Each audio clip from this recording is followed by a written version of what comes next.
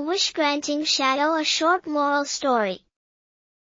In the small village of Willowbend lived a quiet boy named Eli.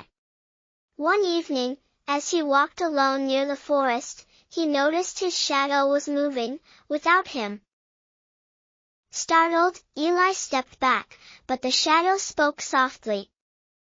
"Fear not. I can grant you 3 wishes." With wide eyes, Eli made his first wish. "I want the best treehouse ever." In a flash, it appeared, huge, magical, and filled with games. Kids from the village gathered to play, and for the first time, Eli felt surrounded by friends. For his second wish, he asked to play every instrument. Soon, music flowed from his fingers, and the villagers applauded his beautiful songs. Before making his third wish, Eli looked around.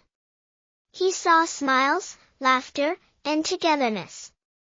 Instead of something for himself, he said, "I wish everyone in the village finds a reason to smile each day."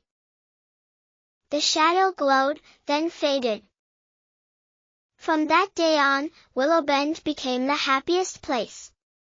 People helped one another and shared joy freely. Eli had learned the greatest magic wasn't in having, it was in giving.